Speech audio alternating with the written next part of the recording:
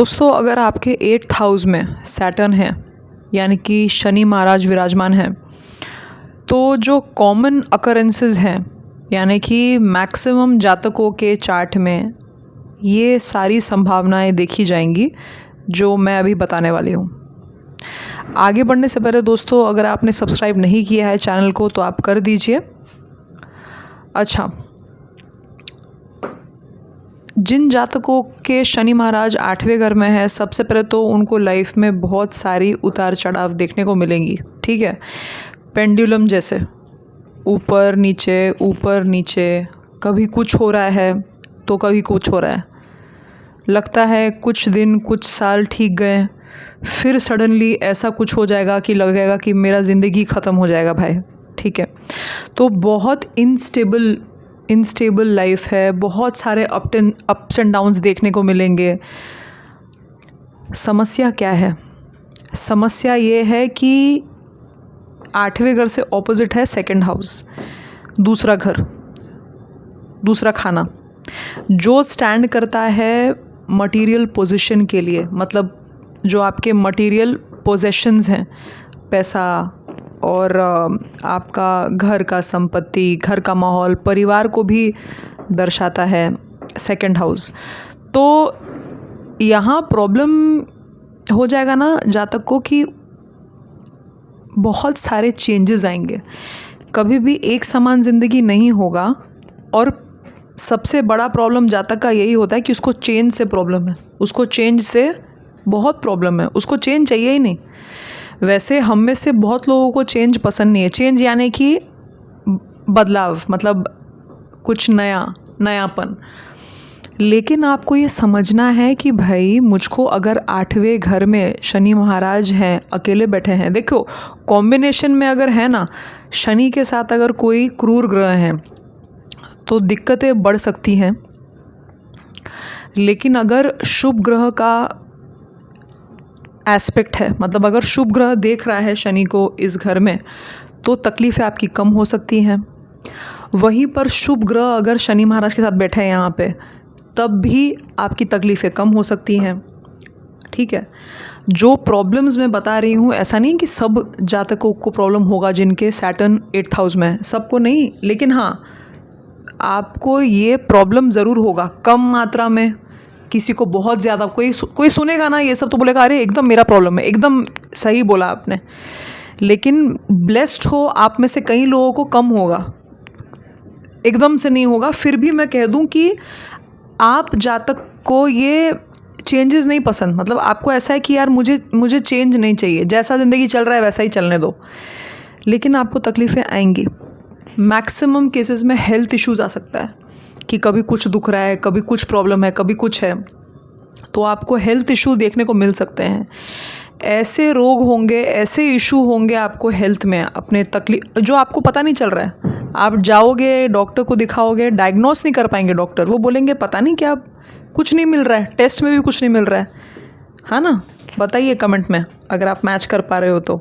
ज़रूर ऐसा होगा आपके साथ कि आपके हेल्थ कंडीशन में क्या इशू है समझ में नहीं आ रहा है।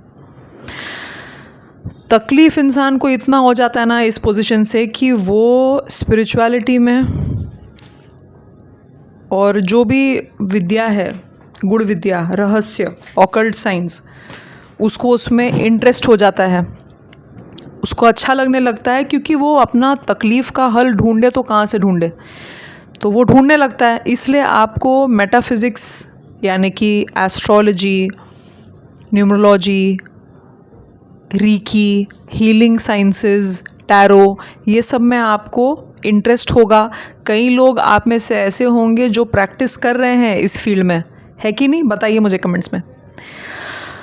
तो ये सारी प्रॉब्लम्स आपको देखने को मिलेंगी कि भाई मुझे इतनी तकलीफ़ें हैं, खुद हैं कि मैंने इसके सॉल्यूशंस निकालना शुरू कर दिया है। मैंने समझा है कि भाई मुझे प्रकृति क्या सिखाना चाह रही है, मुझे भगवान क्या बताना चाह रहे हैं।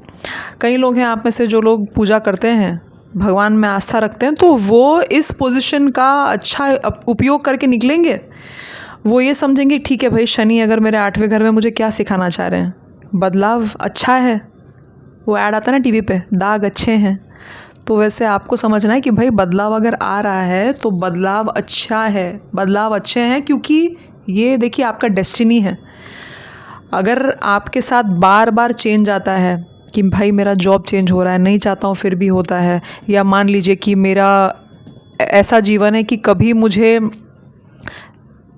पतला होना पड़ता है, कभी मैं फिर मोटा हो जाता हूँ, फिर मुझे कहीं, या तो ट्रैवलिंग जॉब है, कभी मुझे यहाँ जाना पड़ता है, ऐसा वैसा, मतलब आप ना चाहते हुए भी प्रकृति, क्रिएटर, सब शक्तियाँ आपके साथ ऐसा कर देती हैं कि आपको चेंज आता है, लाइफ में चेंज हो रहा है, कुछ नए तरीके से जीना पड़ रहा है, आपको नहीं चाहिए, लेकिन आपको उसको गले लगाना होगा। आपको मानना होगा कि ठीक है भाई, मेरे लिए शायद ये लिखा है, मेरे अच्छे के लिए लिखा है। आप अपने लाइफ में, अपने जीवन में जो चेंजेस आ रहे हैं उसमें अच्छाइयाँ देखना शुरू कीजिए। शनि 8th हाउस, जिस दिन आपने ये मेंटालिटी बना लिया और जिस दिन आप ये समझ जाओगे ना कि ठीक है यार, मतलब मेरे लिए बदलाव अच्छा है और इसमें अलग क्या है, शुरू से ही तो मेरा जीवन ऐसा है कि कभी कुछ चेंज। अच्छा, मैं बहुत शर्मीला था, शुरू में मैं बहुत शर्मीला इंसान था, फिर मुझे खुलना पड़ा, फिर मुझे ऐसे लोगों से बात करना पड़ा जहाँ मुझे बिल्कुल नहीं बात करना था, लेकिन मैंने किया और मैंने सफलता हासिल की। तो आपको अपने जीवन में ये समझना है कि अगर ट्रांसफॉर्मेशन आ रहा है, जिस चीज़ से आपको प्रॉब्लम है बाय द वे, वो ट्रांसफॉर्मेशन आपका अच्छा ही करके जाएगा। ओके, तो आपको लर्निंग लेसन लेना है कि भाई ये मेरा कर्म काट है, ये मेरा डेस्टिनी है कि शनि मेरे 8th हाउस में है, तो मुझे गिव अप नहीं करना है। अगर चेंज आ रहा है मेरे जीवन में, बाकी लोगों से ज़्यादा आ रहा है, मतलब अगर if you are seeing in your friend circle, या आप अपने घर परिवार में देख रहे हो, सोचते हो कि यार उसके जीवन में बहुत स्टेबिलिटी है, इसके जीवन में बहुत स्टेबिलिटी है, मेरे जीवन में ही ऐसा है, तो भाई आप भी अलग इंसान हो ना, आप भी तो अलग इंसान हो। फ़ायदे देखिए, ओके, आपको फ़ायदा देखना है। इसी के साथ साथ और क्या है जो इस घर का कैरेक्टरिस्टिक है, डेट, पैसों का लेन देन का कुछ हो सकता है, ठीक है। इनहेरिटेंस, यानी कि जो मिलना है आपको घर से, मान लीजिए आपके पिताजी लिखेंगे जो वसीयत, कुछ उसमें ऊपर नीचे है, कुछ है ऐसे, उसमें तकलीफ़ें आ सकती हैं, ज़रूरी नहीं है, लेकिन देखिए आ सकती हैं। जो है you have to keep quiet, patience चाहिए आपको, धैर्य रखना है, जीवन में सब होगा। धैर्य रखोगे ना, धैर्य सबसे बड़ा आंसर है हर चीज़ का। जो इंसान चुप रहता है और भगवान पे छोड़ देता है, उसके साथ अच्छा ही होता है। ओके, तो आपको बस शांति से चलना है, पेशेंस बहुत रखना है, बहुत पेशेंस रखना है, इसमें कोई और दो राह नहीं है। इन लॉज के साथ इशू हो सकता है, जिनकी शादी हो गई है, इन लॉ के साथ ऊपर नीचे, उसमें भी चुप रहिए। ओके, देखिए इज़्ज़त मिलती है जब दिया जाता है, इज़्ज़त दीजिए, इज़्ज़त दे के छोड़ दीजिए, बाकी झगड़े नहीं करने हैं। झगड़ों से झगड़ा और बढ़ता है, तकलीफ़ें बढ़ती हैं। आपको दिमाग लगाना है, कभी भी जीवन में दिमाग लगाइए। हाँ, जहाँ पर वायलेंस या जहाँ पर झगड़े का रिक्वायरमेंट है वहाँ इंसान करेगा भी, लेकिन वो शादी ब्याह में, सास ससुर में, भाई यहाँ तो बिल्कुल नहीं आना चाहिए सब। ओके, तो आपको वायलेंस में नहीं पड़ना, झगड़ों में नहीं पड़ना है, चुपचाप रहना है, इज़्ज़त दीजिए, इज़्ज़त मिलेगा, ठीक है। इसी के साथ साथ शादी लेट हो सकता है बहुत लोगों का, चलेगा भाई, जब होगा अच्छा होगा। तो एटीट्यूड को आपको ऐसे बना के रखना है कि निराश नहीं होना है। निराश होगे तो आपको और तकलीफ़ बढ़ेगा, ये आप लिख के चलो।